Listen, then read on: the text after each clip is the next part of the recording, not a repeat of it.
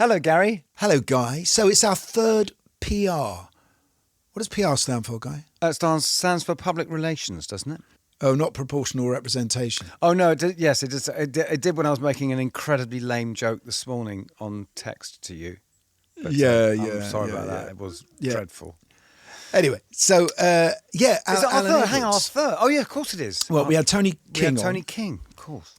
and Barbara Sharon. We had Barbara on Sharon. as well, of course. The great gatekeepers, and they've often told us really good stories. Yeah, they have. Well, they do have the story, but it's an interesting thing. It's kind of, because are they good? Are they evil? Should we be lauding them? Should we be despising them? Do you know what I mean? I mean, like, who are they really? Well, we They all create need them. I mean, it's because it depends on their ideas, doesn't it? Because actually, the great PRs were the great managers, really, back in the day, weren't they? Like Andrew Luke Oldham. Andrew Luke Oldham, Kit Lambert. It was it was the ideas, wasn't it? Yeah, Steve Dagger. Steve Dagger, I was going to add.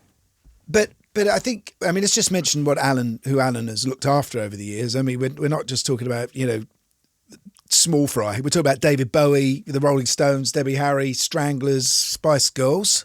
Spice Girls? I mean, they must have needed some PRing, right? Well, Amy some of the Winehouse is on Spice my Girls, list. I'd say it's Spice Girls. That's kind of what they are, really. That's what it's about, isn't it? But what you need from a PR is you need someone to go and get you the press, get you the publicity. I mean, it's a different time now because of social media, but in the days when I was sort of kicking around, it was... I'm still kicking around, but if you know what I mean. Sorry, I should have interjected there, Gary. I'm sorry. What do you mean? Of course. You needed press. You needed to be in the newspaper. You needed to be in the magazines, in Smash Hits, in the NME, in Melody Maker, etc. Your PR got you those interviews with the right journalists, hopefully, that liked you and not people who hated you. Yeah, but also I think it was as much as having that angle that made your story, your interview, stand out from the others. Well, they are storytellers. They gather up the information and they see what's your best story. So, how can we present you to the public in the best way? Of course, that inevitably goes wrong. Especially if you're dealing with people like Keith Moon. But I say the thing is, what's happened, the unfortunate change in the world is when it was these guys were just skewing stories and it was all bollocks and it was all made up and it was all very funny and it was all about the big scam. But that was fine because, let's face it, it's showbiz. It doesn't matter.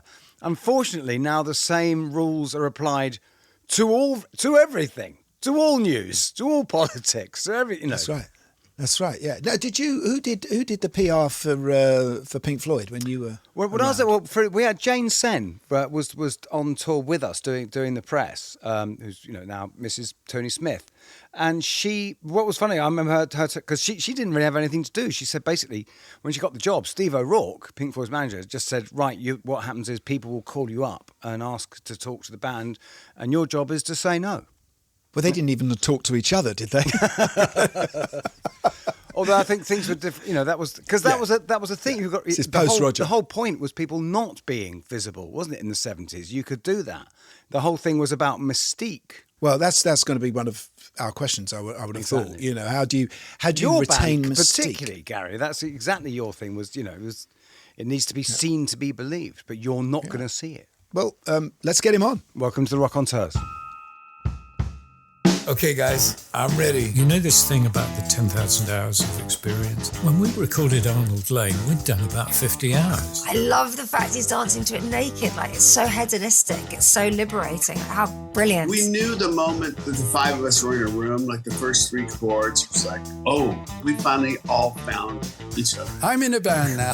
It's called Roxy Music. He started playing that as his main guitar. So it was his main guitar, so I just said, you can have it. Thank you guys for still being around, still making music, still being into it, and doing this podcast. It's fabulous. Everyone in the band was completely disengaged from their partners while we made Rumours. That's a big tune for sure. I actually wrote that originally for Tina Turner. The Rockonteurs podcast with Gary Kemp and Guy Pratt. Keep on rocking!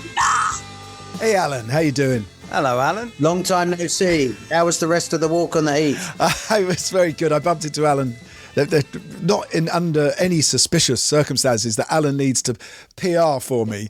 But I was no Twix twig peeping. I was to quote Harold Pinter. I was walking on the heath and bumped into him. In fact, Alan, that's quite a good start because I see you on my school run going via Primrose Hill area. I see you most mornings walking to work. I mean, this would be sort of 8 o'clock, already on the phone. Or I'm assuming, and I always assume when I see you, that you're doing some massive PR deal for someone, or promoting someone, or protecting someone. Well, by that time it's halfway through the morning, but it does remind me of a story which I'll go into. I was doing some work for Alice Cooper, and it was in the early days, and the manager, Shep Gordon, was in a meeting at Sony, and he said it all was going really badly, and he said, someone's got to do something. And I just seen this film, Sweet Smell of Success, the night before. It's a brilliant film noir. Fantastic film, great film about this ducking and diving publicist on Broadway who does these scams. And he tells this group he's going to get them a great review in the New York Times. The fact is he already knows it's in the New York Times and knows the layout. So he picks up the phone in front of the group, says, get me the editor of the New York Times now. And he says, this is the copy I want. And he dictates it, knowing what it's in. So it slams down the phone. Next day, the group hire him. And I tried this in a meeting. I was with Shep Gordon, Alice Cooper, and it was all going really badly. And I said, okay, I'm in the boardroom at Sony. There's Paul Russell, all these people. I stood up and said, right, I'm going to fix this. So I walk across the room, the boardroom. I pick up the phone and I said, right. I pick it up. I say, get me the editor of The Sun now. I want a piece in about Alice tomorrow. I want you to say he's the greatest new rock star out there. And as I'm doing it, I'm hearing the phone in my head is going, the time according to Accurist is 3 minutes past 4 exactly. So I slam the thing down. Then I have to whittle. And Shep Gordon, the whole meeting stops. And Shep Gordon says, at last, someone with red blood in this country. And I'm still working with Alice today. But I've never told him the truth about the phone call. I think you just have.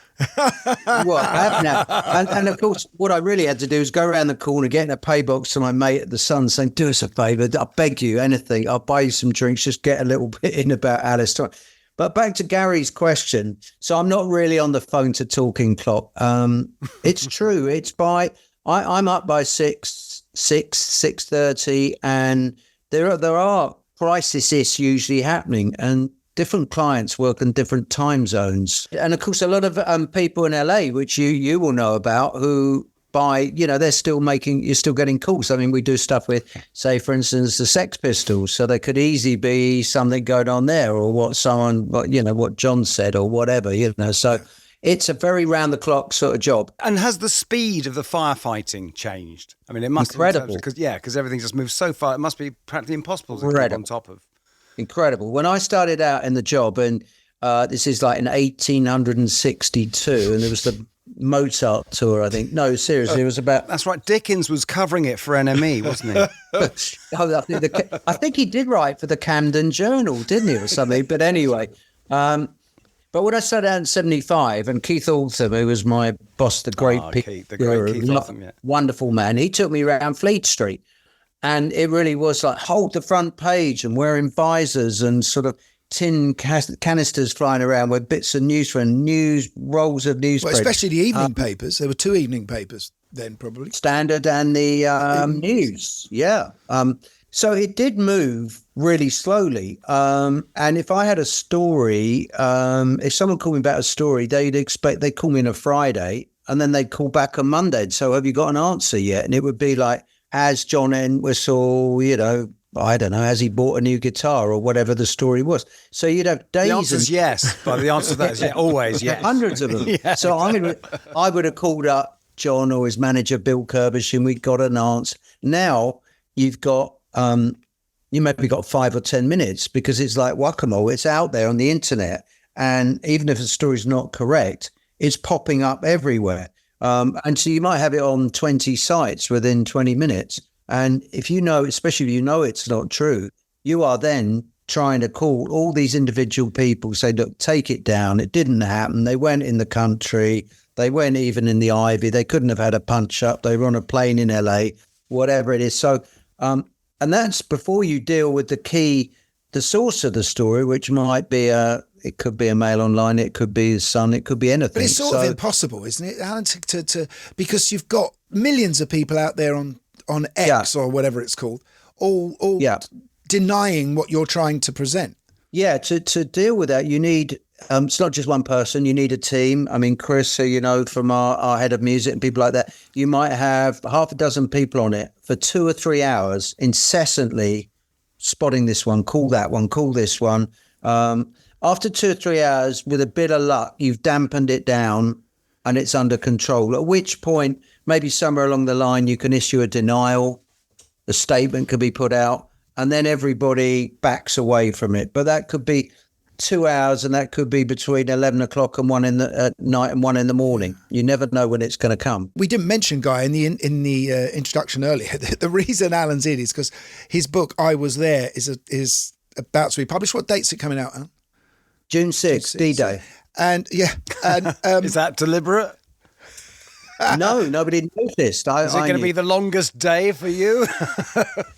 Well, I hope not. I'm tending to land in Waterstones. We'll see if I get repelled or not. But do you think that the reason you chose to write this now is, I mean, because you're still a young man, relatively. You certainly look like a bloody young man. Gary, I love you. You still look like a young man. You're so handsome, mate. Is things have changed so much, and the past is for PR is a foreign country. Yeah, well, it's a bit like being the gatekeeper without a fence now. I mean, it's all completely sort of dismantled. But I would still say that it's the art of the storyteller. I mean, my job is to look at something, pull out the most interesting aspects of it, hopefully present it with some humour and cut through 30 seconds. So that, in a way, that hasn't changed since I first started, and I was ringing up the NME news desk and saying, look, the Stranglers are going to play an outrageous show, and they're going to smash up the hall. And by the way, could you get a plug in for their gig at Middlesbrough Town Hall? So the actual art of it hasn't changed. So to me, I don't really mind about all the platforms. And in some ways, it gives you more freedom now with social media and TikTok and Instagram, because you can paint a big picture and you're less constricted. I mean, there was a time where it got very much all about staying in line and this is on message. Now, because it's hard to control the message, I think you can, in some ways, be more creative. But do you think there is that, but there's all the relationship between artists and the media and the press has changed so much. And I've heard you talk about this before, the fact that there's like PRs always sit on interviews and everything's completely covered. Whereas it used to be back where the relationships that artists had with journos was so much, and you'd have things like, Pete Townsend would write 8 pages for Sounds for 3 weeks running, Pete actually had a column in the Melody Maker. Right. He had a weekly column, and that's where the origins of Lifehouse project began, in the Melody Maker. Extraordinary when you think about it. And I mean, I found even with David Bowie, David loved writers and he loved journalism, and he would do interviews with all kinds of people. Dylan Jones, Tony Parsons, Jerome Cellini, Hanif Qureshi, loads and loads of people. And then I'd find out a month or two later, they'd call me up and say, I've had David on the phone again last night. He'd develop all these personal relationships with them because he was so interested in finding out about, he was just interested in what they're writing. He said, I saw you wrote an interesting article on, Bono or whatever it was. He'd have that dialogue. You just don't come across that now. So you must have been trying to chase certain journalists to give credibility to your artists. So, someone's on. Oh, how do I switch that on? Sorry, it's come through on the laptop. Sorry about that. Someone demanding you to get them out of trouble. No, it's one of my daughters. They've locked themselves in the toilet of the Alhambra. Sorry, I'll switch the phone off or something. What can I do? They're in customs in Seoul Airport. Jack, do me a favour. Chuck it out the window. Ooh.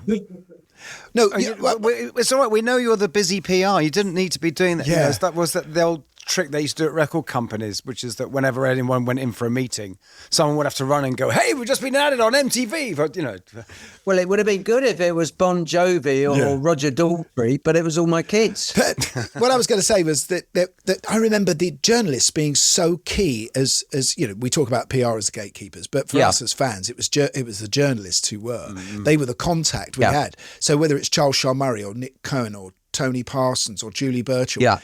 They were the ones you trusted.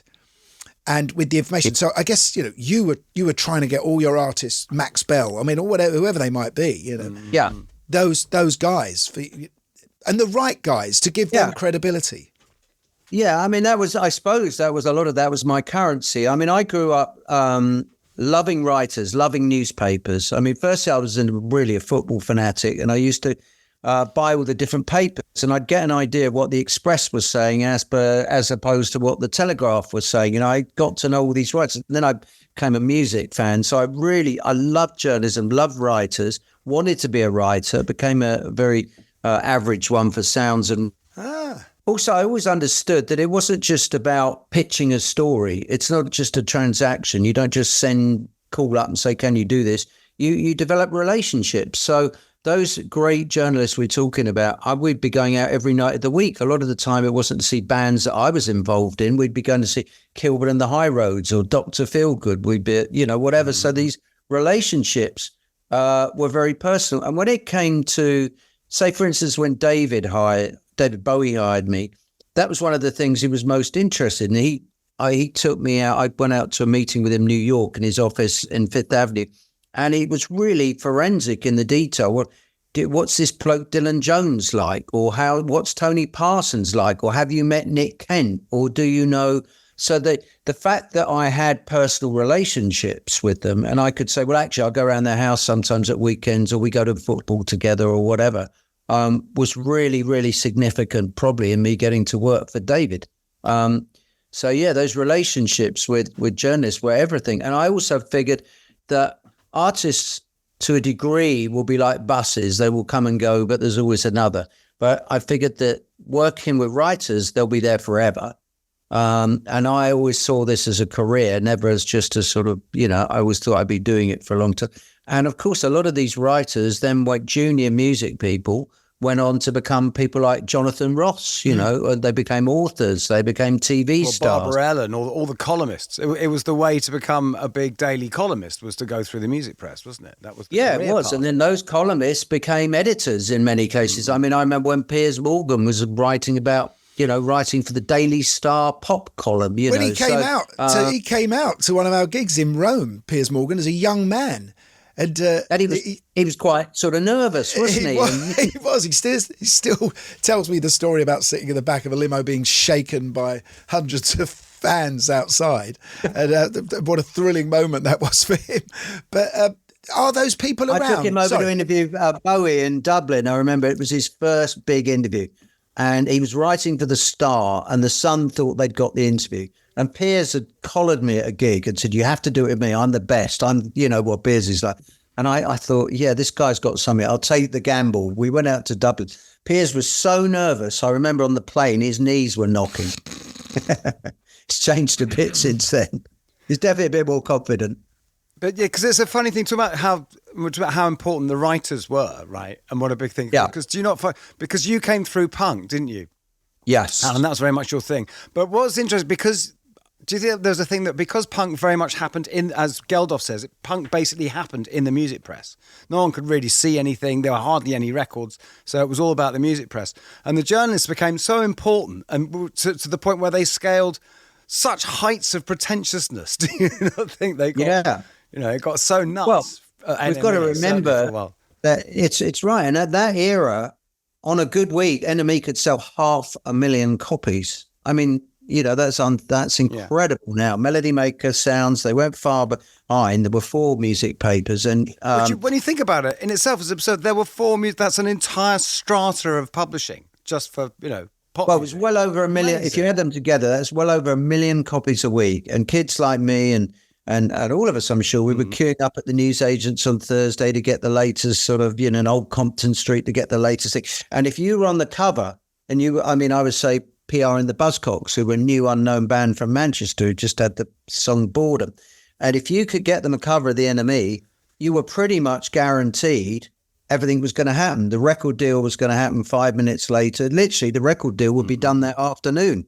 Yeah. You had to get the right photographer as well, of course. Of course, it'd be Chalky Davis or whoever it was. Smith. You'd have to have the right look. And, Penny Smith. Penny Smith, of course, Jill Permanovsky. So with the Stranglers, you had to get the image right. And when I first got hired with them, they were still called the Guildford Stranglers, which wasn't the greatest name in the world. And there was quite a lot of long hair about and so on. And we got it down to the name the Stranglers. And then I had the idea that they should have a fanzine, because I was reading Sniffing Glue and all that, which was great. I wondered about that, yeah. Yeah, and I thought for the Stranglers, if you're going to be a bit credible, we'll create one. We'll call it Strangled. And it was just like bits of paper stapled together. And I went and interviewed people that were up and coming. Paul Weller was one of them. I went down and interviewed him at a gig in Woking. And it was just sort of, the questions were like, is the tour with the Jam going to be good? You know, but we had a Paul Weller interview, and we had next week we had John Cale, and that was done in the Freemasons in Hampstead. All going very well. Massive Velvet Underground fan. John's doing the interview. He's a bit mercurial, but very imposing character. We're out there in the garden, the beer garden, and I've got my old cassette player whirring along with the buttons, and a fly lands on the table. And suddenly John goes berserk and attacks this fly, smashes it. Tape recorder goes up in the sky, and he just walks out. What? And it wasn't a question; it was the fly that had flipped him. And he was one of my heroes, really, John Cale and Lou Reed. But anyway, so this fanzine and other things I did very much, and what I was doing in terms of pumping stories out, very much started to give the Stranglers a punk image, because we wanted them to be part of the big three, which are obviously, you know, along with the Clash and the Pistols. But the Stranglers were a bit new wave and a bit old and a bit, you know, not entirely convincing. Well, their shtick was actually the Doors, wasn't it, really? It was absolutely Dave Greenfield, the keyboard player, was completely Ray Manzarek in that style. So I pushed the punk thing again and again, week in, week out, relentlessly, because I was in the punk world, so I was authentic and I was connected with Billy Idol and everybody in the scene. But it's funny because then there'd be a lot of trouble at the gigs, and some of it, I mean, I look back and think, well, was that created by the media? And I read Hugh Cornwall talking about it somewhere. He's a lovely guy. And Hugh was saying that really all that punk drama took away from the songwriting at times. So I wasn't sure whether to feel guilty about it or not. But on the other hand, that helped Rattas Norvegicus go in at number 4 week one. Yeah, Ian Drury was sort of in the same world as them as well. Just they'd been more in the pub rock scene.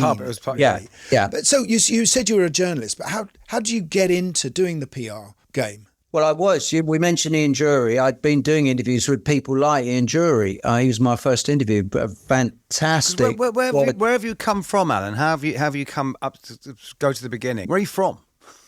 Where am I from? That's a good question. I was born in London. I had a very strange I started life in a home. I was adopted, passed around all kinds of home. I had a funny background. My mother had come over from Ireland.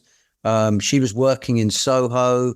You know, I mean, I think it was a pretty alternative lifestyle one way or another. Anyway, I ended up being passed around. I then get adopted by a lovely couple in the Worthing. But I'm a fairly tearaway sort of kid. I've been in trouble with the law. I fought the law twice by the time I was 16 and lost both times. I then come up to London. I obviously don't go to university or anything like that. I hitchhike across to India to see what the dope's like and and all the rest of it, and that come back. But so this is all leading up to someone who knows how to spin a yarn when he needs to. Well, it's all got the basis of truth in it. I come back to London. I get a job in the Marie Blanche Laundry in Battersea, and my job is to drive laundry around all the big hotels, the Dorchester, Claridge's, and I have to collect the dirty laundry out the back of these hotels and then drive back to Battersea.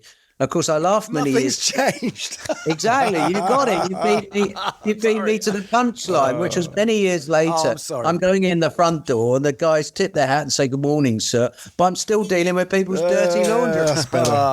Sorry. We got there. So anyway, I get a job up at Sounds in Holloway Road. Holloway Road then was pretty rough. Gary will know it as Islington, and it was all pubs with strippers and punch-ups, and it was, and I loved it. And I was in there putting Alice Cooper on the jukebox every day and whatever. And I persuaded the editor at Sounds to let me review bands because no one else wanted to review these gigs, and I was an expert by then on the feel goods, for instance, and I would be going to all kinds of gigs that they were doing at 1 a.m. and reviewing. But I also liked soul music, which was no one else was like soul music. So I was going out even to Watford, Bailey's, and reviewing the Delphonics and the Times and Cool and the Gang. Fantastic. So I was bringing in these reviews that no one else would have done. And I'm up at a Who gig in Bingley, Staffordshire, reviewing it. And Keith Altham, the old maestro, comes after me afterwards and says, what do you think? And I said, I didn't think it was very good. I'm a Who. I love the Who. He said, would you like to come into PR? And I thought, not really, because there's a bloke who comes around sounds and keeps talking to everyone about bands. And he's so annoying that everyone's put a Post-it note saying that if Fred Bloggs, I won't say his name, calls, I'm out. So I thought, that sounds like a dodgy job. Anyway, Keith said, I'll offer you, I think it's like £5 a week or 25 quid. It wasn't a lot. And I thought, well, that's better, because I was struggling to pay my rent. I lived at 144 Barnsbury Road, another address, Gary. Posh now. And posh now. Then it was £4 a week and I couldn't afford the rent. I was living with an art teacher. It was all a bit mad. So I thought, well, I'll do this for a month or two, get my finances sorted out. So I start with Keith. Day 3, he sends me up to review, sends me up to take a party journalist to see the Who at Wembley Empire Pool. I didn't know how to do it. Keith just gave me a list, all these posh top critics, David Wigg, Judith Simons, Bill Haggerty, and I called them all up and said, I'm for the PR office. Would you like to come and review the Who? And they all say, yeah. And I said, meet me at Oxford Circus at 6 o'clock. I mean, I didn't know what you did. I didn't understand. You laid on a limousine with champagne. I thought you just went up like I would. So we get up there to Wembley, and one of the guys had got a flipping monocle. I mean, these are proper critics. And I've never been treated like this, all of that. And there's a nice chap from the Telegraph. Anyway, they all fall out of Wembley, and they're really pissed off. And I'm thinking on my feet, as you are, quick sort of thing. And I promised them all exclusive interviews with the Who. And of course, there's no mobile phones. I can't check it. I've just blagged it. So we get to Wembley, walk through the labyrinth of corridors, get to the dressing room, knock on the door, and door opens, and I think it's probably Roger, but anyway, the door opens. I says, I'm Alan Edwards. I'm for the PR office, and I brought some journalists to do interviews with you. And a voice just looks at me, says, fuck off, and slams the door in my face. And I'm standing there with all these 10 pairs of eyes and beaming through my back. Oh my God. So I knock again. I said, I'm Alan Edwards. I'm for the PR office. And as I look in, I see Keith Moon flying through the air. What? And the voice, having a punch up. And the voice says, will you just fuck off, and slams the door shut. Does Pete remember this? Well, he didn't deny it, so I don't know. And how did it go down? How did you go down with the journalists? They felt sorry for me then. They could see I'd been massively humiliated. And I went home that night. I thought, I can't do this job. It's just too hard. So they had to get the tube home, more to the point.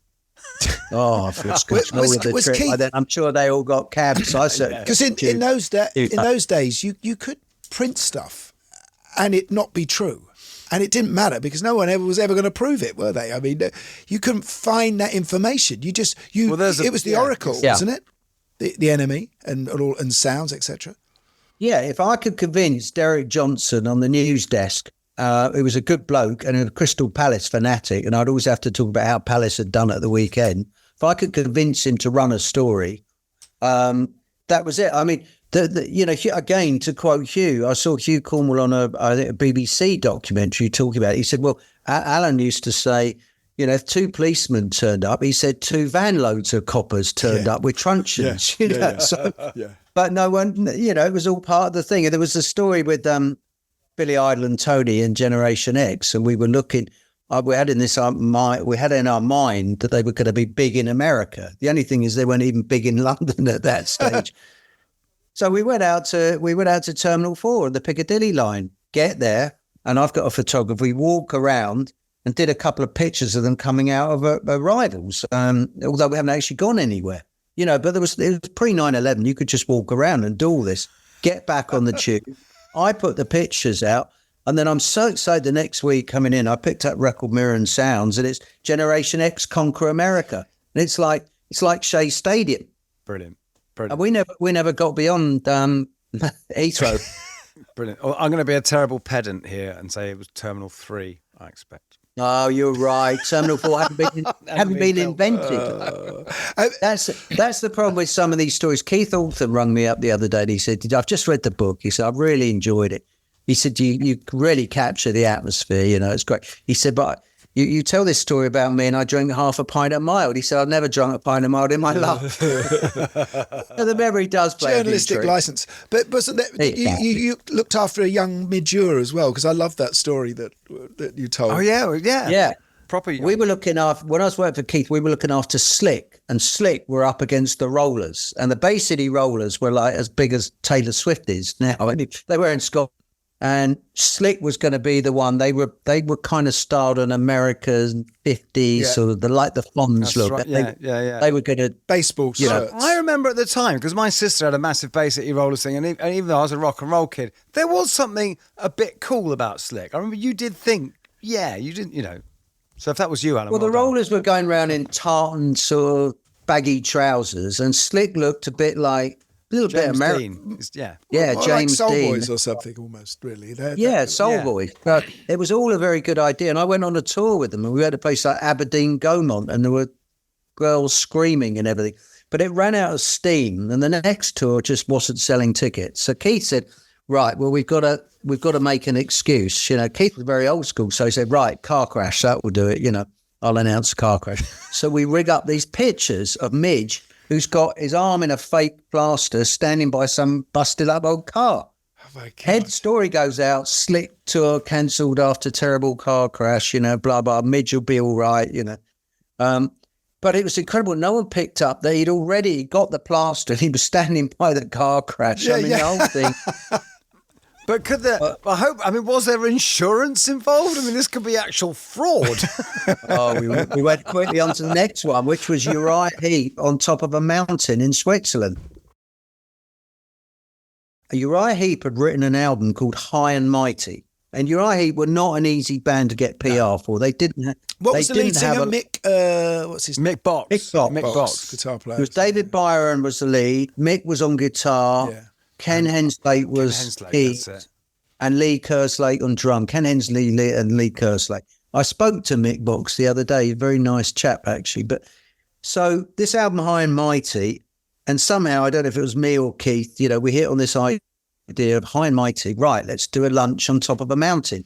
I mean, there were no barriers then. You just, whatever you came up with was good. After a couple of drinks down the pub. It was like a Hypnosis cover, wasn't it? Anything you wanted. Yeah. Anything. So we rung up the record company. They said, that sounds like a good idea. And we said, have you got a mountain in mind? We said, this one in Slitthorn or something in Switzerland, because we just seen it in a James Bond film with a revolving restaurant. So they said, okay, no one questioned the budget. So we get a party of, 40, 50 top media, all kinds of people, Paul Gambaccini, all the top writers at the time. We fly out there. Everyone's drinking all the way there. We get there. The drummers, the band are on the plane. The drummer, Lee Kerslake, but we get off the plane, we're met by a big bear. And this is the local thing. And it's someone dressed up as a bear. But Lee Kerslake somehow gets in a fight with the bear, knocks the bear over. We haven't even got out the airport yet. We get there. And the guy says, we go up in the cable car to the top of the mountain. They said, you mustn't. One thing is, I would recommend nobody drinks because the altitude increases. It's going to be so fast. Of course, by then everyone's had 4 or 5 pints. We go up there. We're in the revolving round restaurant, which is making people giddy. And I think it's Alan Freeman has passed out in his soup. And he's just going round, and everybody's laughing. He's unconscious in a bowl of minestrone. There's all this stuff going on. There's a lot of snow going around, which is nothing to do with the mountains. Right, this is probably more the snow, a lot of sniffing and God knows what. And then we get the band lined up for the photo call. This is the big moment. And of course, there's a scuffle and they're not really getting on and someone's pushed someone and we're worried that someone's going to fall off the mountain and, it breaks out into some kind of scuffle. So no one gets a picture. By then, everybody's off their heads. And we have to go back down the mountain. We all get to Gatwick, 6:00 the same evening. It's like Rorke's Drift getting these people back down the mountain in various states. And of course, the papers can't run anything because none of the there's no pictures. Nothing's really come out. Who took the blame? What happened was it got some coverage, and then I saw Mick Box and Ken Hensley interviewed on the BBC about 4 or 5 years ago, and they were asked about this because the BBC had made a cartoon of the thing after we told them the story, broadcast this cartoon, and they interviewed Mick and Ken, and they said, "Yeah, we thought," and they're in a pub there with long hair still. They said, "We thought it was really funny. It was all a good laugh until we found out we were paying for it." Right. And of course, in those days, the label said, "Yes, do spend as much as you like, but charge it all against the band." Yeah. Can you imagine? You know, I mean, let's face it. Because they weren't the biggest band in the world. Well, that's probably why. And how...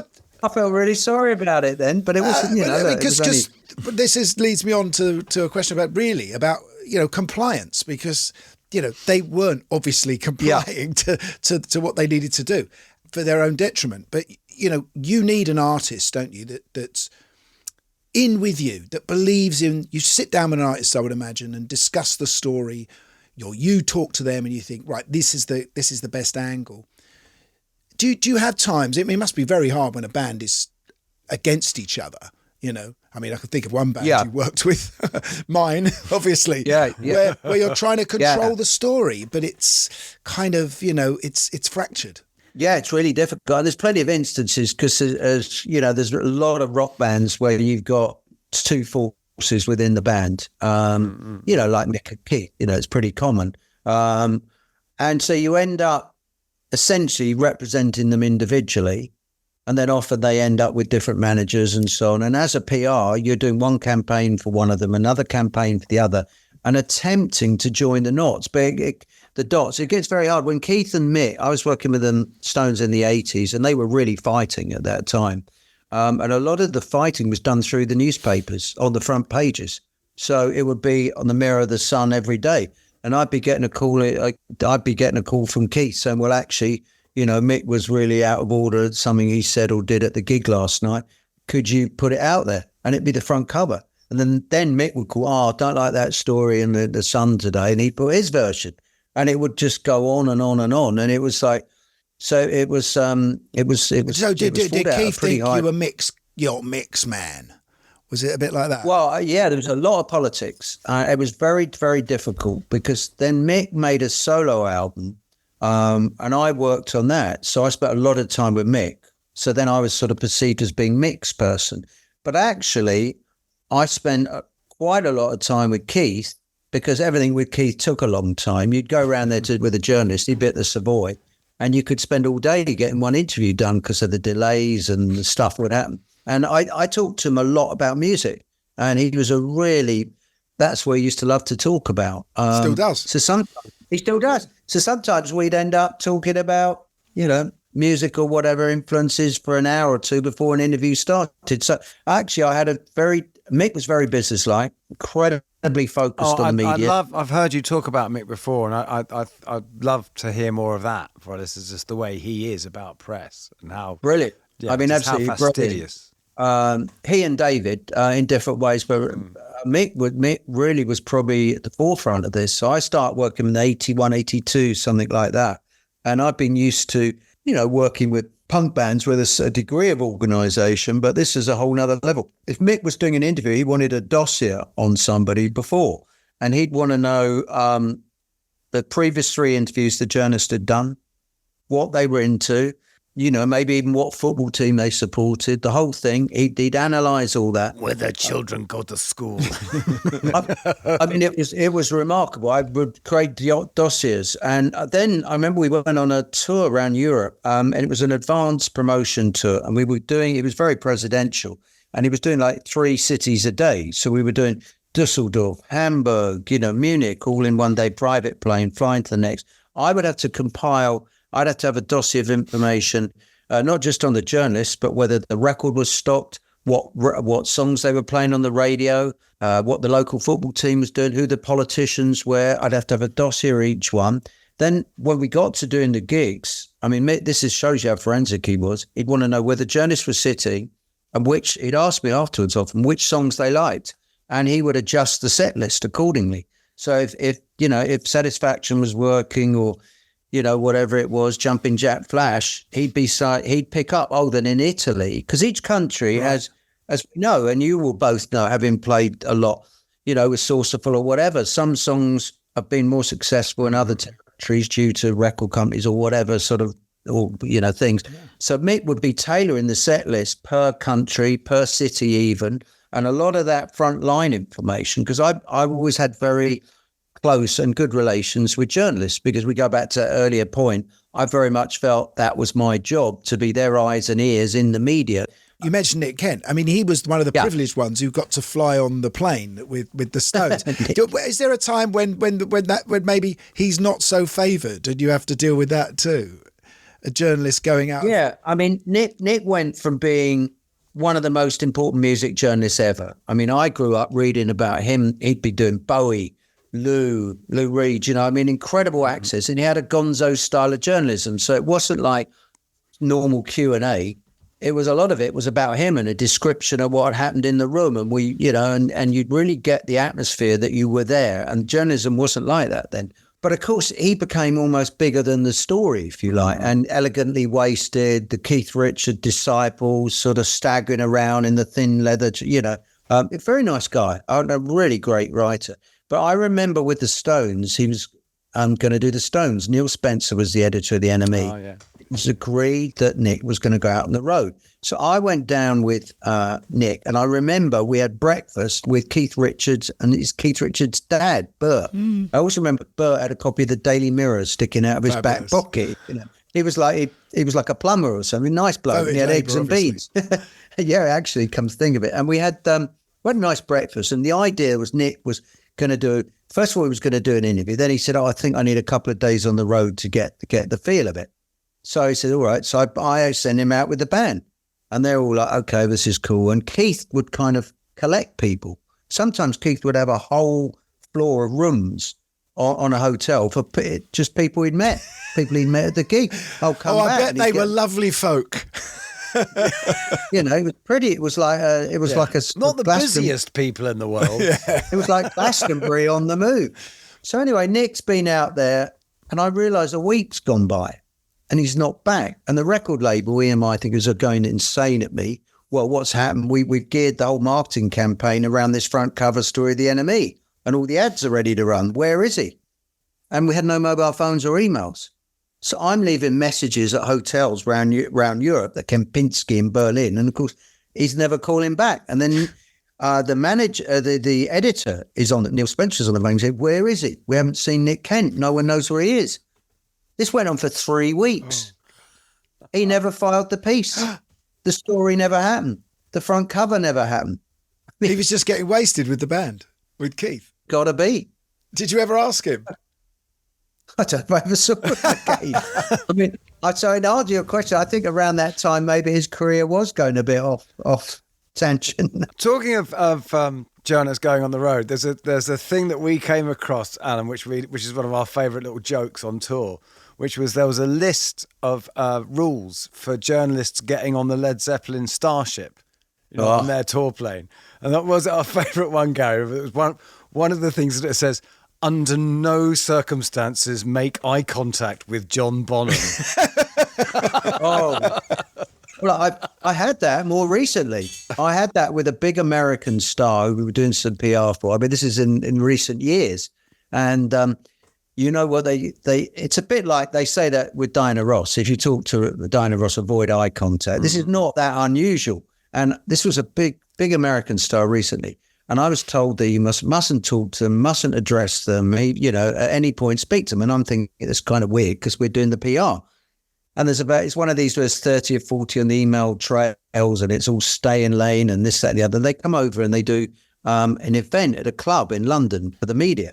And I'm still not supposed to talk to them, even though I'm doing the PR. And it's just kind of weird. But, sometimes you just go, okay, well, if that's the way they want to play it, fine. I'm in the toilet backstage in the urinal and I look next to me and the guy holding something, doing the same thing is the dead star. And he looks at me and I thought, I can't say hello because I just better avoid eye contact and look the other way. So even though we were next to each other, I've never said hello to him. Oh my God. Wow. Ever. Oh, dear me. I can't say who it is. He's quite a famous artist. Yeah. Well, he's here now, so say hello to Gary. Let's talk about David Bowie because I mean he's on the front cover of your book, and I mean just the most fascinating person in the world. I remember when I first met you, and I knew that you looked after David, and I couldn't get my head around the fact that you knew him as a proper human being. I think I'd met him briefly, but just the idea that because to me he's always been larger than life and a superhero and legendary. I mean, when did it all happen, and how did you meet? Well, I'd had this thing where sort of Bowie was checking me out, and I'd met him with Hazel O'Connor at the Music Machine, and he'd come down there. What year was Hazel's this? man. Was it 79, 80? Yeah, 78, 79 or something. And Hazel hadn't really taken So Lodger, off, that but it kind was of period, was it? Or Scary Monsters? It was before Let's Dance, so it was around that period. Scary Monsters period, I would say. Scary Monsters, it would be. And I had an office in 147 Oxford Street. It was like Punk Central with all kinds of Boy Georges and people like that. Hazel was the receptionist in the office, answering the phones. And she handed in a demo, which sounded surprisingly good. What I didn't realise was Tony Visconti produced this demo, and that Hazel, when she disappeared out of the office for half an hour, was going down to Good Earth to give David a haircut. This was in Soho, right? Good Earth, yeah.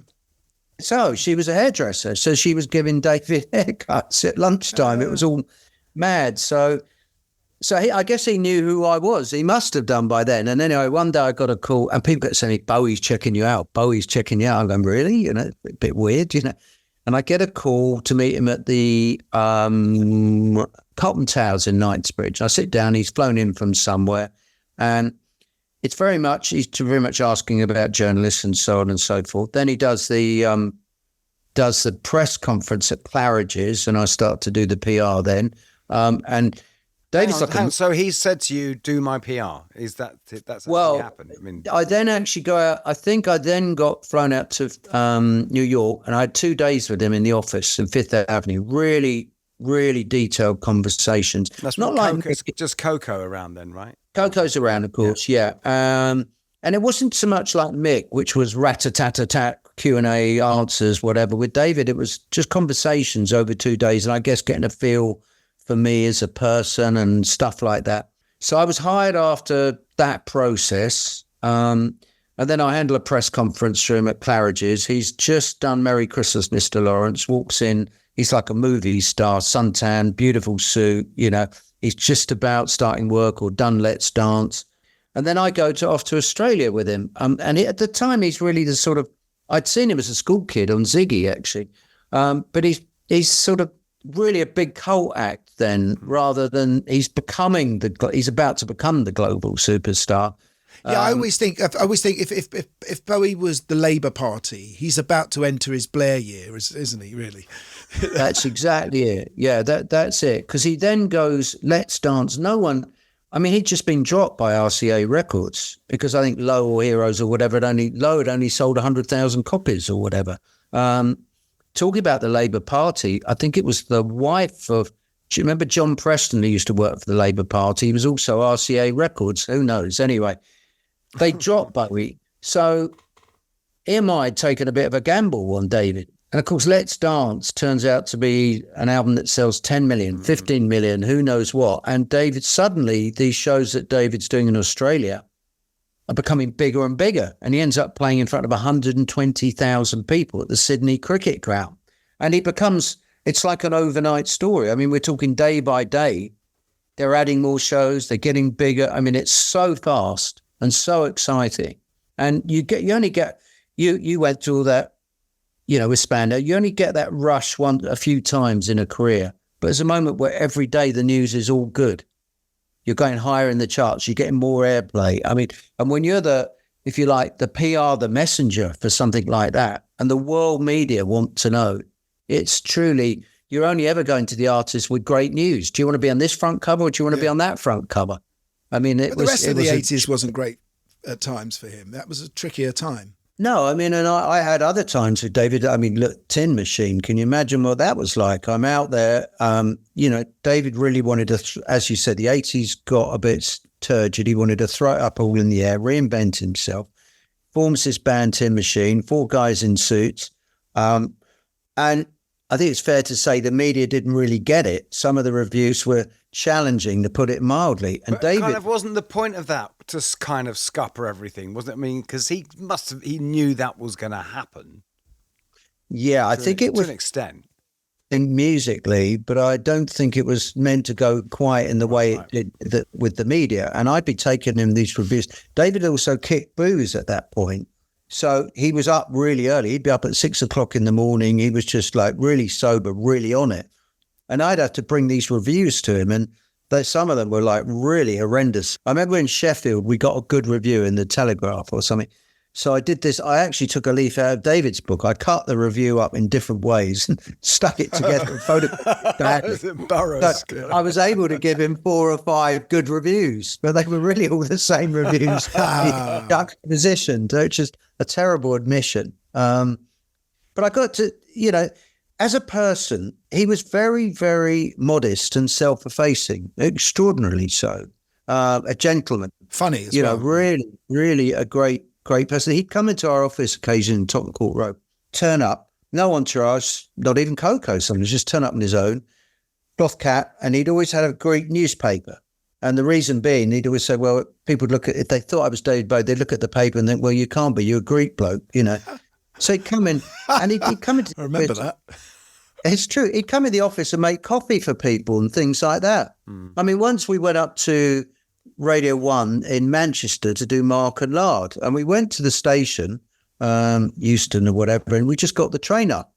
There was no entourage or minders or anything. A couple of people looked at him and thought, you look a bit like David Bowie, but you can't be David Bowie. You're in the normal, we weren't even in first class, just going up there. And it was, so no one asked him anything. We get up there, do the show, and he liked Mark and Lard, that wacky humour. And he was really in a relaxed mood and he was just kind of bored. He said, you know what, do you mind if I do the traffic reports for the rest of the show? And he did all the traffic. Yeah. And it was things like there's a pile-up in the M6, there's delays in the M25, and nobody clocked that it was David doing all of that. So he was the most lovely guy like that to be around. However, he had a seriously ambitious, when it came to the art or the music, and he wanted it to be number one and he wanted it to be top. Because in a way, it's the trickiest people to look after, because if some artists, you think, well, it's just The Guardian.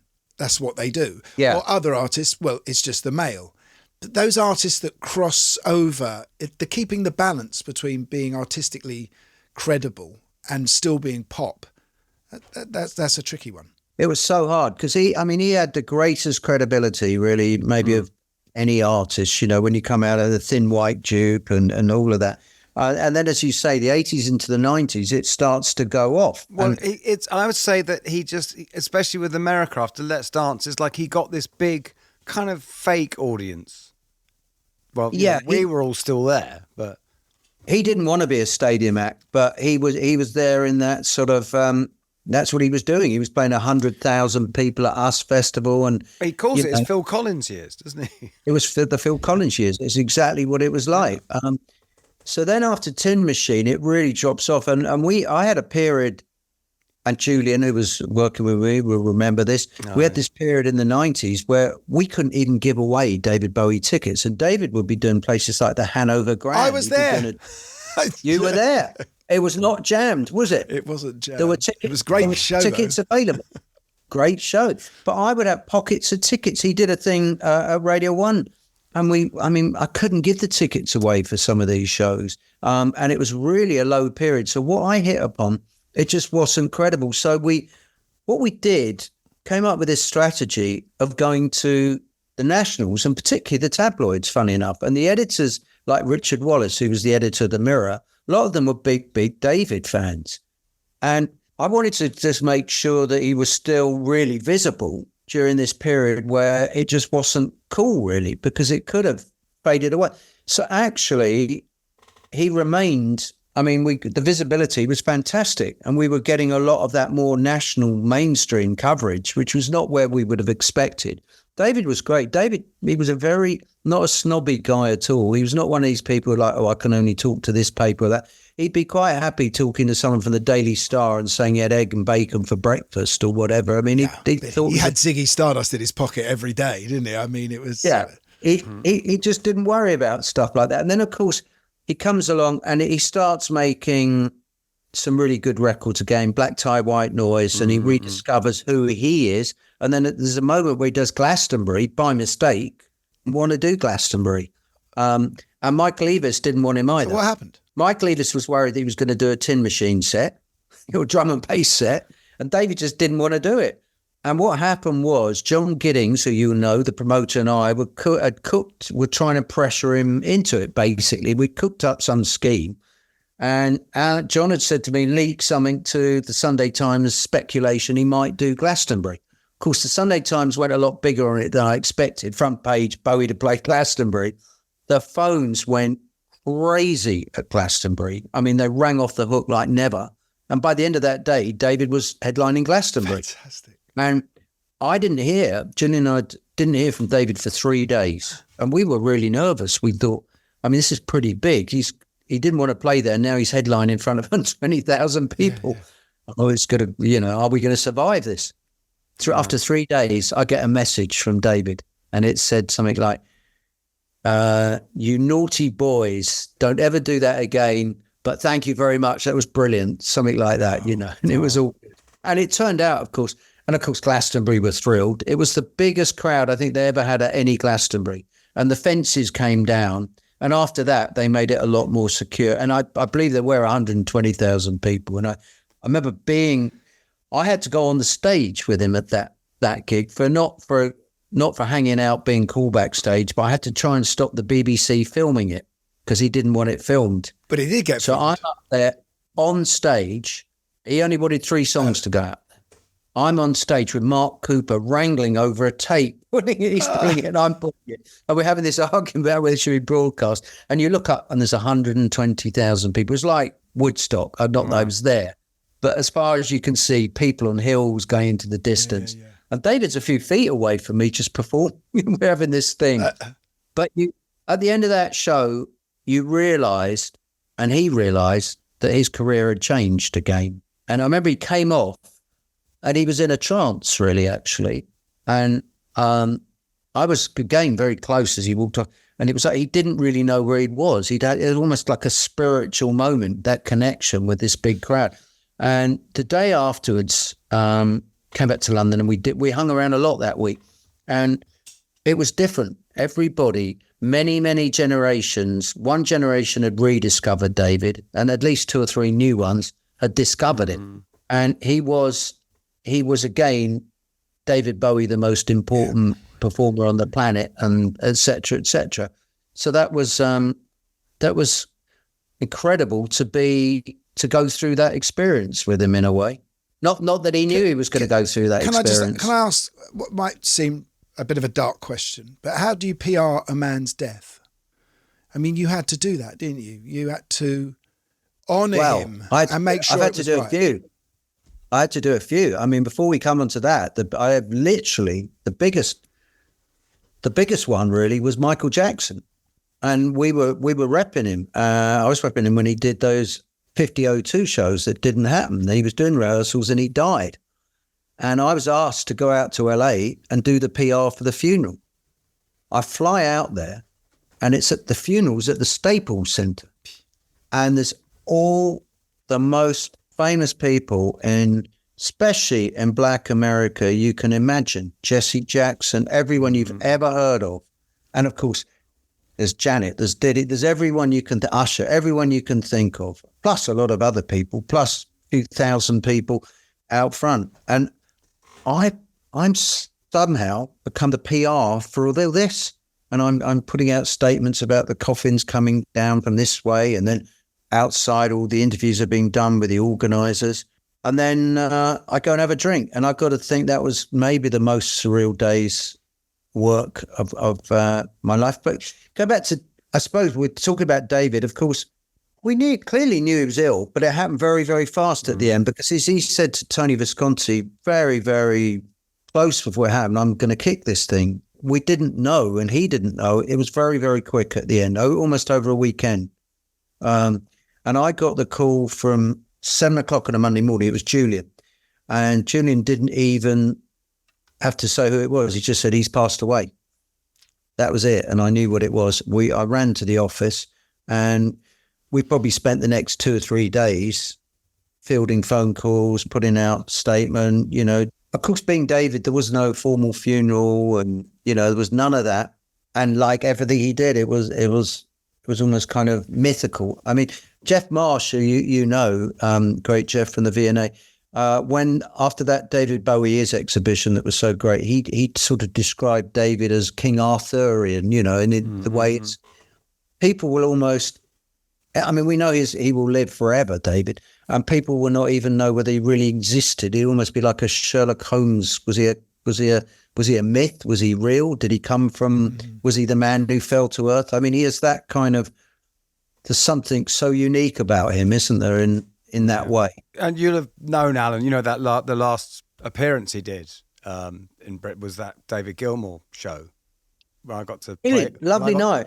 Yeah, when I got to stand next to him and sing with him. It was, but I also got to say, considering other people we've had guests on stage, it was the ultimate masterclass in grace and humility, the way he, came on. So he said to his and when he just, because obviously the place went mad, and he just went, let's see if I warrant that. Yeah, and he wandered down. He came down, and I know I was with him. I don't know if Co was there, but it was really nothing, no team, no nothing. Just wandered down. We had had a long chat in the dressing room, because Dave was a massive Pink Floyd fan. People didn't know that. Metal was his favourite, I think, but he often used to talk about Floyd. He was really going back to Sid. Well, it's funny, because David always had a thing that he thought it was the Sid thing, and it was almost because he on the Pin-Ups album he'd said Sid's Pink Floyd. It was like that was it, because I said that was the thing that was really striking when we did Arnold Lane. I said he sang that song like he'd been singing it every night of his life. He knew it inside, outside. Yeah, but he was so, as you say that. I'm that bit early when I said he's self-effacing and what is that? He just wanders down, wanders up, does it. There was no preparation or no big sort of entourage working out who was standing where and what the band were playing, and that was such a happy week. And he hung out that week, and he did some comedy, and he was just it was a lovely, lovely week. Of course, how were we to know that was the last time? Alan, thank you so much for coming on, and good luck with the book. Thank you so much. I'm really getting into it now. I wish we could add another hour or so. You don't want to give all the stories away, though. You want people to buy the book so they can read some. But, it's funny because Guy has worked with so many of the acts that I talk about. Actually, you worked with Michael, didn't you? You worked with Iggy. Yeah, that's right. I was going to say, because I don't really, because we've been sort of nodding acquaintances for 40 years. Yeah. Well, in my house as well. We've been in the room a million. Yeah, your house, John Hitchcock's house, I think, as well. Yeah. You did a gig there, so we've got all this. But it's the first time we really had a chat. It's funny, yeah. So, hello, finally. I think what you're great at, Alan, is finding the right sort of angle and story. I know when Spandau got back together after all our, fighting in court, etc., 2010, not 2009. You came up with this whole idea, you and Steve Dagger to do the press conference on HMS Belfast, the place where we'd done a gig once, legendary gig back in 1980. And it's that kind of detail that I think is why people go to you and why people want you to represent them. I love I love to create an event. We did a breakfast for Naomi Campbell recently at the Dorchester with 50 of her closest friends. I spent 6 months choreographing everything and what would happen. But with the Belfast, my idea was that to make it an event, not just a press conference or a launch, and people hung out all day and stuff and conversations, and you treat journalists who are pretty intelligent people, you treat them in a certain way, you kind of do it together, and you end up with a very special result. I remember I'll give us a Naomi example, and we did this event at the Natural History Museum, and it was a fashion for relief thing. And there was we had all these people like Cilla Black and I can't remember, Sting, along with models walking, and it was a mad, chaotic event. And I had all the media in there, and I planned it. It was like I had in my mind Monterey Pop or something. And I remember this doyen of fashion reporters came over to me at the end of it. She said, darling, it was Hilary Alexander. She said, darling, it was the most marvellous event ever. And I said, well, great. She said, it was just like the 60s. It was a complete free-for-all. And it wasn't really. We knew everybody was there, who they were going to talk to, whether they were going to talk to you or Tony or the group all together. And, of course, in conjunction with Steve. But it was incredibly planned, but made to look totally and utterly loose. And that is what I think is that is a great press event where they don't feel they've been manipulated and caught in line, and everybody, it breathes. I was there. It was really good fun. Simon Mills deserves credit for his question, which was, if you're getting back together, is might Martin be making a return to Melchester Rovers in a management capacity? I'll tell you another thing. I remember my first talking about Melchester Rovers. This is Roy of the Rovers, by the way. Yeah. Just explaining to any of our formal meeting with Spandau, and we were in a room above a pub somewhere in Primrose Hill, I think it was, and Steve was saying, well, Steve Dad was saying, well, this one doesn't go with that one, so da-di-da-di-da. So I went in there, and I think I talked mainly about football, because we had some Arsenal fans and we had some Spurs fans in the band, and that actually broke the ice. Yes. And everyone got chatting about sports and football before we got onto the business of the press release, if I remember correctly. Thanks, Alan.